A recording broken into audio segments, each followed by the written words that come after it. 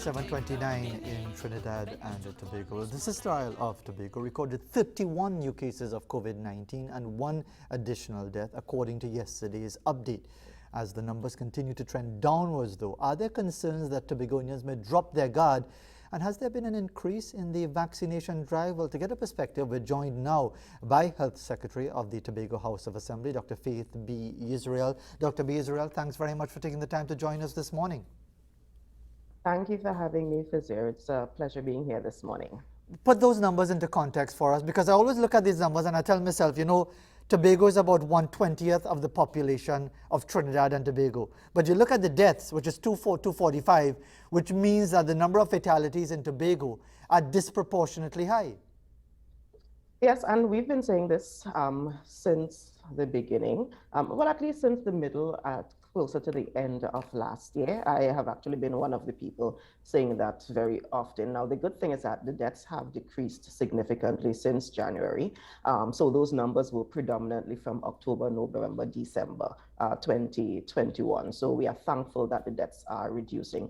I think, though, to answer your initial question or your initial comment about what the numbers mean, it's important for us to kind of get some definitions clear, because I see even in Tobago, people are saying that, you know, the Minister of Health and the Prime Minister said we are no longer in a pandemic, so we're good. And we need to be very, very clear about what the word endemic means. So I will define three clear terms. The first is epidemic, which really is an increase in the number of cases. So at the beginning of this, we had an epidemic. We had an increase in the number of COVID-19 cases. It went from 0, because we didn't have COVID-19 before, to 10 to 20 to 100 and so forth. That is an increase. That is an epidemic. What has happened since then is that the WHO then announced that we were in a pandemic, and a pandemic means that we've been having an epidemic throughout the world. So there are increased numbers of cases in every region or in every area, in every country in the world. That is what the word pandemic means. We are now in another phase, which is the endemic phase.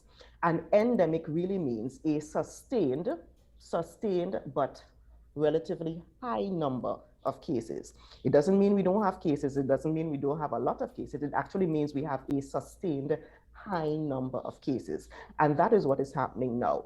We are actually blessed, or we are lucky, or whatever it is. The virus has mutated in a way that is working in our benefit. Where even though we have a sustained high number of cases, the Omicron variant is not a variant that is deadly, or not as deadly as at least Delta was.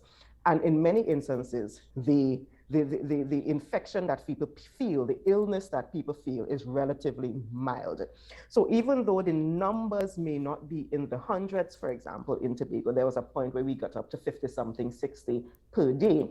Now we are at 30-something, 20-something, depending on what day you're talking about. That does not necessarily mean those are the actual total number of cases, because we suspect that there are quite a number of other people who are infected, but because their infection is relatively mild, they are not coming forward to be tested and so forth. So that is something that we have to be conscious of, which means, though, that we are not necessarily out of the woods just yet. We are at that stage where we don't know what the next wave could look like. We don't know what the next variant would look like, but we kind of have to hold strong, hold steady, keep fast to the precautions that we've been giving you, and let's see what happens over the next couple of weeks and next couple of months. Well, that's what I wanted to ask you, Dr. B. Israel. Are you concerned that complacency has set in as far as saying, well, okay, we out of this now, notwithstanding what we're hearing in Hong Kong, where they're having the highest number of cases that they've ever had since this thing started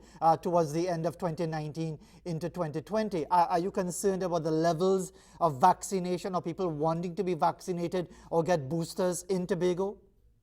I am very, very concerned, and I would draw our attention to the beginning of last year, 2021, where in Tobago we had gone through most of 2020 with very low numbers, very almost no deaths in 2020. We got into 2021, and then we thought, hey, God really is a Tobagonian, so we don't have to worry. We didn't put the things in place. And then, bam, second half of the year came. We got some of the highest rates. We got Delta, wherever Delta came from. And then the end of the year was really, really bad. And that is why I am encouraging people to not get complacent. Do not say, well, we're out of the woods right now, because we do not know. We literally do not know what will happen a month from now, 6 months from now.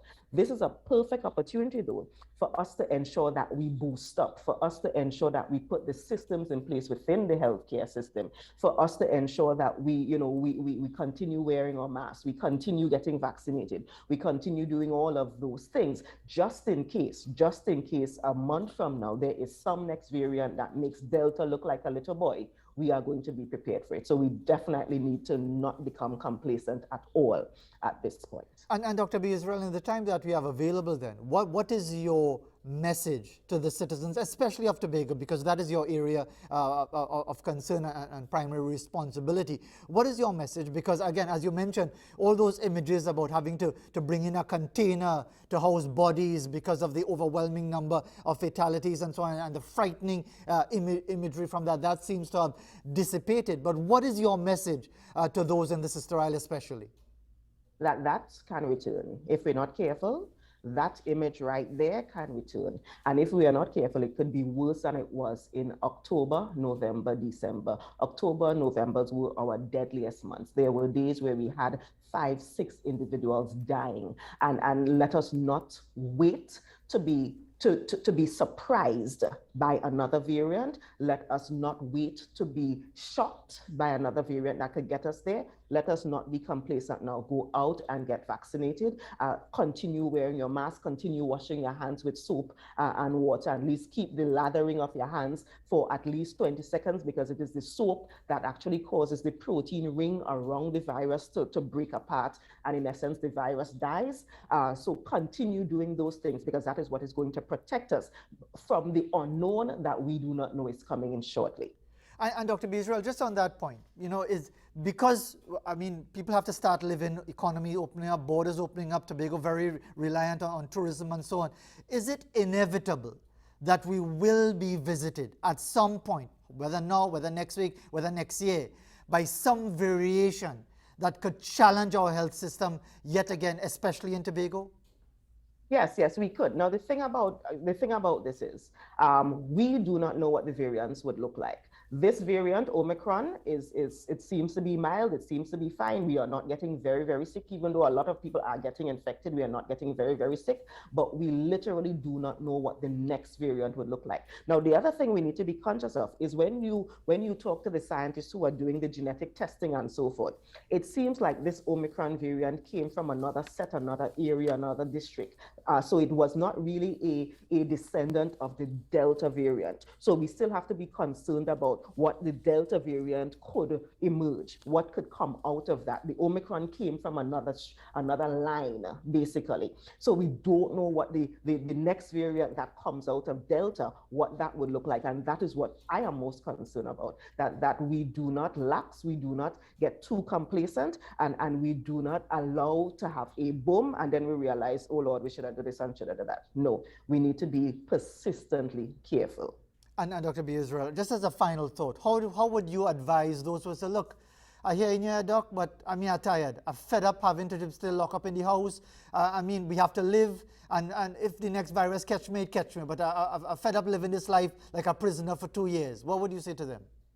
Well, I fed up to it. That's the fact. We are all human beings. I fed up to. But we have to be conscious of the fact that we have consequences to our decisions. And you being fed up and you just going wild and doing what you need to do means that you can actually get infected, you can die, your friends and family could die as a result of it. That is a consequence of your actions. So yeah, all are we fed up, but we still have to be responsible. Dr. Faith B. Israel, Health Secretary of the Tobago House of Assembly, thank you very much indeed for taking the time to be with us on this Friday morning.